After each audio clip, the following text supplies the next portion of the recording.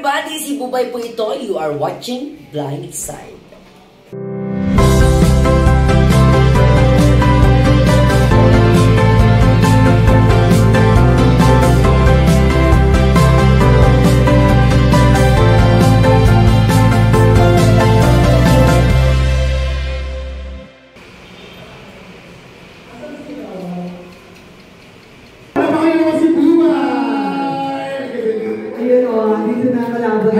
Dito mo na si Bubay. As a left po. As a left po siya. Maganda mo. Pahawak ko rin yung mukha mo para malaman ang kulit na ka. Bagong ligo ah. Oo. Hindi na hear yan. Kaya na microphone si Mano. Magandang gabi po. Ay! May umakyat! Oo, di ba? Umakyat na ako. After after kumanta. Ayan, si Engineer Pido nag-request na gusto ko nang bumitaw at nagbigay siya na 3,000! Sabi mo naman, umakit ka lang yung nagbigay. Grabe mo naman yung Grabe. Awesome! 3,000! Ready? 1, 2, 3!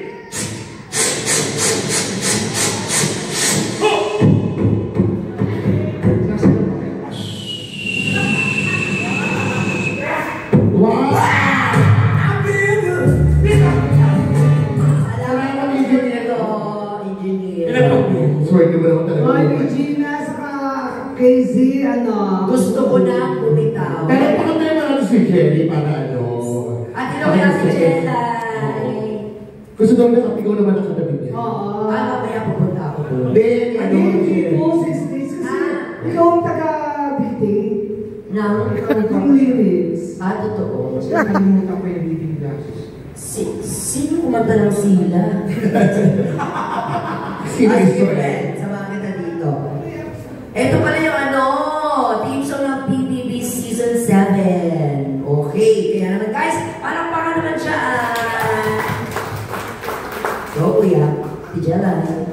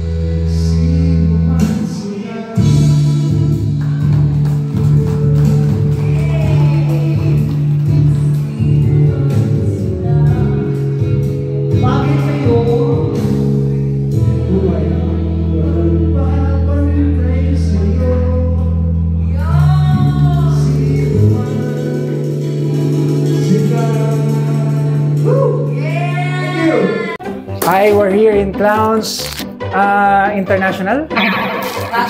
Republic. Ba't pwedeng international? Kasi parang Republic na din yun. Charot. Okay. We're here in Clowns Republic. Yeah. And we're here with our mystery comedian. And I think based on Mr. Boy Abunda, he's the most famous comedian at this time. Si Miss Bubay. Grabe naman yun. Grabe naman introduction na yun, Kuya Jerry. Napanood ko kasi. Pero ang dami na kasing introduction sa akin. First time ko makarinig yung mystery na word. Mysterious. Mystery comedian. Oh. Okay. Thank you very much for having me. At sa mga viewers natin at supporters and followers, syempre maraming salamat. As early as now, i-share na nila to kasi marami sila matututunan. Talaga ba ganyan yung boses mo? Yes. Pag naka-wig, pero pag wala akong wig, iba. Okay, pwede ba yung walang wig? Paano? Ganito. Base. Okay. Yeah. Ay, Bubay, how did you start being a comedian? Ayun, kay Jerry. Paano ba ka nag-start? Siguro nung college ko, masasabi, makukonfirm na nag-start ako. Third year college yan. Nung sumali ako sa theater. Doon ko parang na-foresee na parang meron akong future sa comedy. Kasi gumagawa kami ng mga theater shows sa St. Louis University sa Baguio. Tapos yun, doon na ako nag-start. So parang meron ako mga na-meet din na mga nagturo sa akin kung paano gawin yun. And then trinay ko muna dahil nagsa-start na din yung mga comedy shows sa Baguio before. Nag-audition ako sa isang comedy bar sa Baguio. Tapos pero clueless akong paano mag-stand-up comedy on stage. Ganyan. Paano naging Bubay? Ano? Yun, paano naging Bubay? Ito naman ang kwento niya. Ang daming nangyari sa life ko talaga na hindi nyo akalain. Habang nanonood ako semestral break natin, di ba may ganun tayo nung college? Meron pa ba ngayon until now? Meron pa rin. Meron pa. Sem break, umuwi akong Sambales. Bigla ako nanonood sa GMA, tapos nagpa-flash sa TV during commercial na they are in need of comedians, bagong comedians. Kasi during that time, Kuya Jerry, sikat na sikat yung mga comedy shows sa GMA. As in every night, meron silang mga comedy shows. Cool Ka Lang, Nuts Entertainment, ganyan. Bubble Gang, Idol Ko Sikap. So ang gawin lang daw, kung gusto mo mag-audition daw, mag-send ka lang daw ng video ng mga ginagawa mo, kaya may ginagaya kang artista. And luckily, dahil nag-theater ako, mga pinang-audition ko, yung ginawa ko, pinadala ko, yung nagro-rufa making to ako, nag-jessa sa Zaragoza, ganyan. Talaga? Gusto mong pwede sample? Yes, Kuya Jerry, todo na to, go, fight. Woo! Ganon. Okay. Tapos pag kumakanta akong Jessa Zaragoza, parang di ko yata kaya. Hindi ko na po kaya talaga. Okay. Tapos yun. Yung mga yan, diba? Yes. Yun ba yung reason? Siyempre, naglagay din ako. Kasama na din yun. Ibiblip na lang natin yun. Siyempre, di ba? Pero sabi ko na, malaki yung Doon ba kaya naging Bubay? Hindi, iba. Kasi nung nagpadala na nga ako, hindi ako nag-expect na matatanggap ako. Kasi gusto ko lang itry. Kasi parang sabi ko, parang connected naman siya sa course ko na Com Arts. Okay. Kasi so, yung nagpadala ka sa GMA? Yes, communication. Nakalagay na yung name mo na Bubay? No, wala pa. As Norman Balbuena. Ito pa yung mga ginagaya ko, ganyan-ganyan. Tapos sabi nga, bigla ko nakatanggap ng text message at tawag sa kanila na isa ka sa top 7, 7 na natanggap. Parang semi-finalists. Tapos ang gagawin nila, ilalagay nila kami sa iba't ibang mga comedy shows. At ako, unang sitcom na napuntahan ko, isang episode lang, Nuts Entertainment. Really? Okay. Ayan. Tapos, after nun, isa lang yun, bigla ako nilipat sa Idol Ko Sikap. Okay. And then, ang ginagawa ko... Mga yun, mga sikat na yun, di ba? Oo. During that time, every Sunday yun eh. Kaya, mainstay ka nung... Oo, pero ang eksena ko doon, yung passers-by lang, yung dumadaan-daan lang, tapos maswerte ka na kapag mabigyan ka ng line. Okay. Yes. Tapos, alam mo kung anong struggle ko dyan? From Baguio to Filmex Makati, bumabiyahe ako. Every Monday. So, taga-Baguio ka? Yes, kasi doon ako nag-aral eh. Third year college ako during that time. As in, bumibiyahe ako from Baguio ng madaling araw para makarating ng 7 a.m. na call time sa Filmex. Doon pa ang studio dati ng Idol Ko Sikap. Tapos magti-taping hanggang madaling araw. Bibiyahe na naman ako, pupunta naman ako sa terminal ng bus, Victory Liner, hello, baka naman pwede akong gawing endorser. Victory Liner ulit, na may makeup pa. Bibiyahin na naman ako another 6 hours pampakyat ng Baguio kasi wala pang T-Flex that time. Tapos didiretso ako ng school para maabutan ko yung 8 a.m. class ko. So before you became a comedian, estudyante ka talaga? Estudyante, oo, yes. Okay. Ano talaga ako, Bachelor of Arts in Communication. Yun yung kinukuha kong kurso that time. Tapos yun, hindi ako nanalo dun sa sinalihan ko. Pang 7th place lang? Hindi, basta top 7 ang nanalo doon, si Mang Enriquez, yung gumagaya kay Michael Enriquez. Okay. So sabi ko, feeling ko it's not for me. So ang gawin ko na lang, mag-focus na lang ako sa studies ko, ganyan. Pero nasaan si Mang Enriquez, na siya, bumalik na siya sa production sa GMA. Kasi dati nag-work din siya sa GMA bago siya sumali.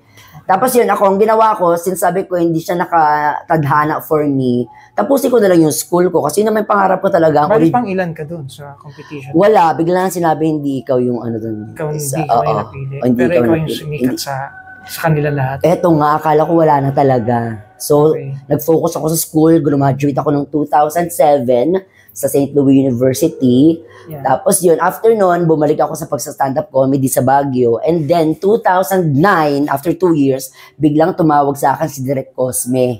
Okay. Boss ng ng Bubble Gang, ng comedy programs ng GMA. Tinanong niya sa akin kung tapos ka na bang mag-aral sa college mo. Sabi, opo, Direk. Sabi ko, eto. Sinuggest kita, pinitch kita sa bagong show ni Joey De Leon, which is Joey's Quirky World. Okay. Sa mga nakakaalam nun, Joey's Quirky World. Anong channel yun? Channel 7. 7, okay.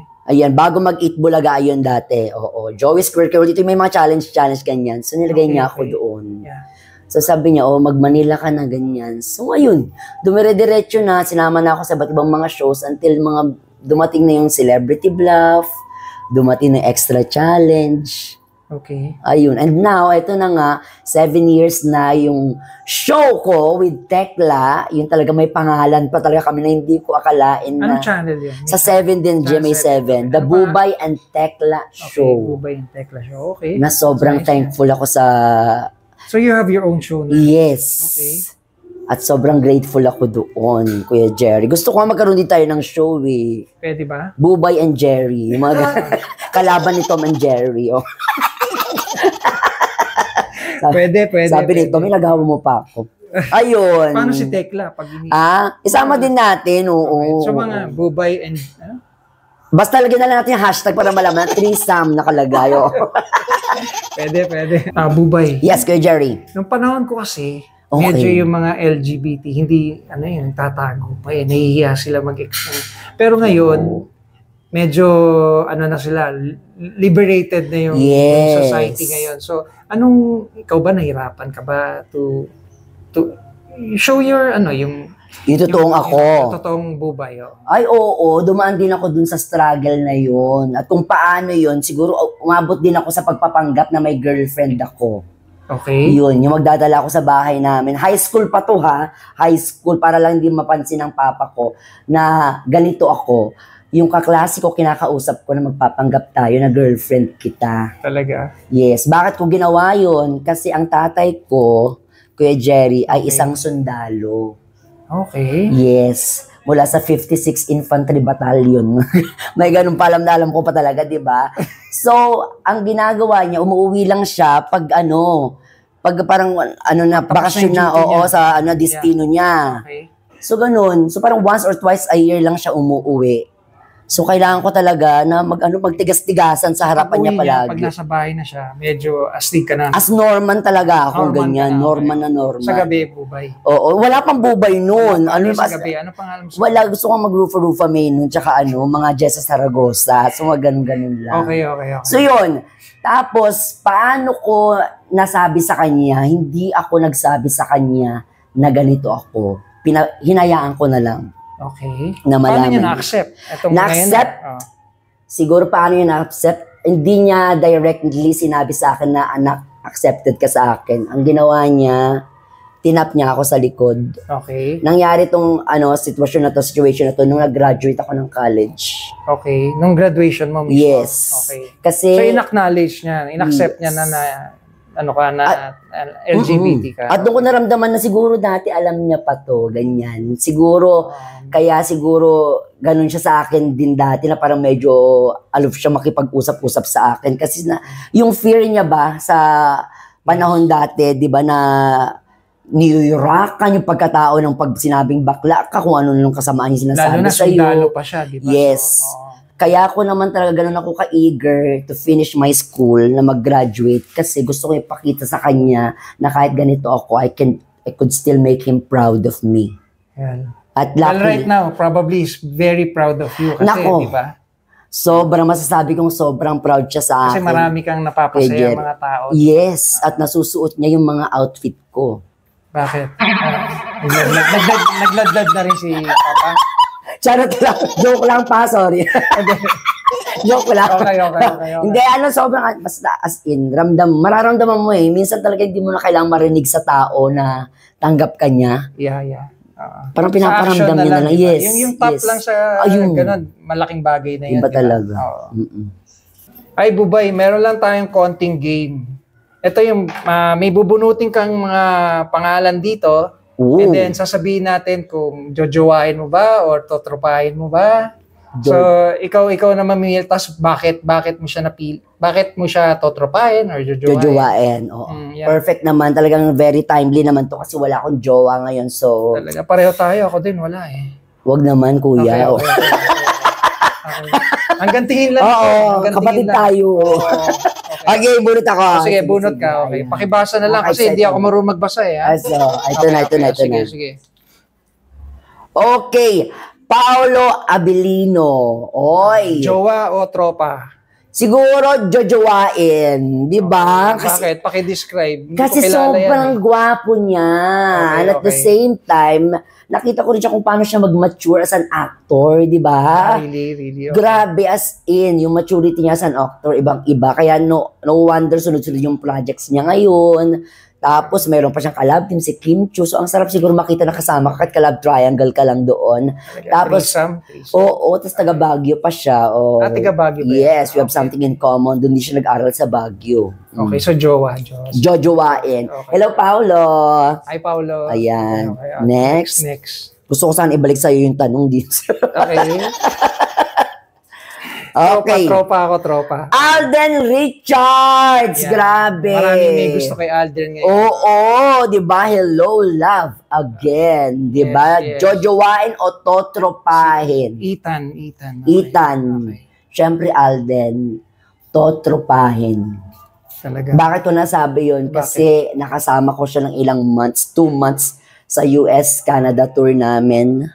Talaga. At nakita ko kung paano siya maging kapatid talaga, kung paano siya mag-care sa mga kasamahan niya, ka-work niya. Mabait pa talaga. Balita ko, mabait talaga. Sobrang bait. During that time, nagtitaping, nagsushooting pa sila ng Hello, Love Again nila ha.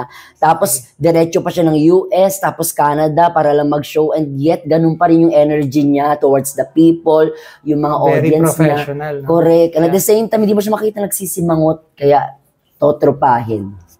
Okay. Alden. Hi, Alden. Thank you. Ito, Ayan. next. Next natin. Ang dami naman ito.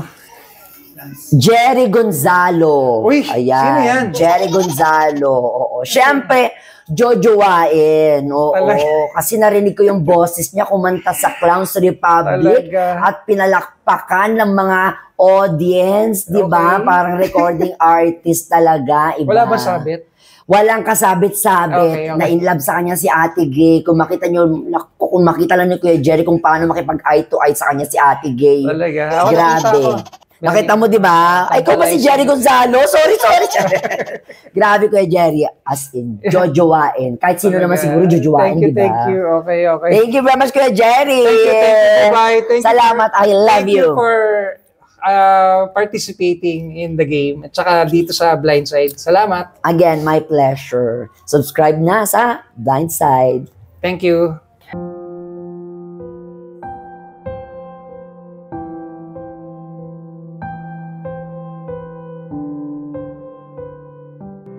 Lots of fun and laughter next week on Blindside.